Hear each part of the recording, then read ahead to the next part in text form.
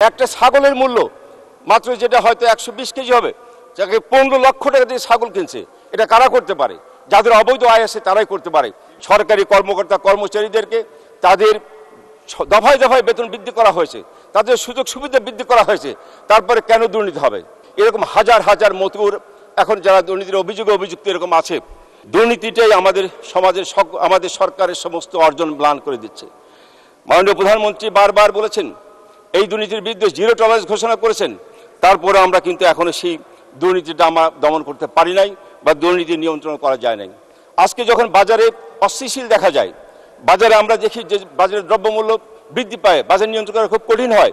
এর একটাই কারণ, বাজার আপনি কখনোই নিয়ন্ত্রণ করতে পারবেন না যদি সেই বাজারে দুর্নীতির অবাধ প্রবাহ থাকে, তাহলে সেই বাজার কখনোই নিয়ন্ত্রণ করা যায় না। আপনি দেখেছেন এবারে কুরবানি ঈদের সময় ছোট্ট দুটি ঘটনা যেটা নিয়ে সারা দেশে আলোড়ন সৃষ্টি হয়েছে। একটা গরুর দাম 1 কোটি টাকায় বিক্রি হয়েছে, যার মাংস হবে 1400 কেজি, অথচ তাহলে পার কেজিতে প্রায় 7,000 টাকা কেজি করে পড়ে। এটা কারা কিনলো? কেন কিনলো? এটা বৈধ উপায় যাদের, তারা এইভাবে টাকা খরচ করে কিনতে পারে না। এটা অবৈধ যাদের উপায়, তারা এই ধরনের এইভাবে খামখেয়ালি করে কিনতে পারে। একটা ছাগলের মূল্য মাত্র যেটা হয়তো 120 কেজি হবে, যাকে 15 লক্ষ টাকা দিয়ে ছাগল কিনছে, এটা কারা করতে পারে? একমাত্র ওয়ালটন এসি দিচ্ছে 1 বছরের রিপ্লেসমেন্ট গ্যারান্টি এবং কম্প্রেসারের 10 বছরের গ্যারান্টি। যাদের অবৈধ আয় আছে তারাই করতে পারে, বৈধ আয় কখনো এইভাবে টাকা পানিতে ফেলতে পারে না। বাজার নিয়ন্ত্রণ করতে হলে দুর্নীতিটাকে আগে বন্ধ করা উচিত। আমাদের মাননীয় প্রধানমন্ত্রী 2018 সালের নির্বাচনেই সরকারের প্রশাসনের উচ্চ পর্যায়ের কর্মকর্তার সঙ্গে বৈঠক করেছিলেন। সেখানে মাননীয় প্রধানমন্ত্রী কিন্তু পরিষ্কারভাবে বলেছিলেন যে আমরা দুর্নীতিকে বরদাস্ত করব না।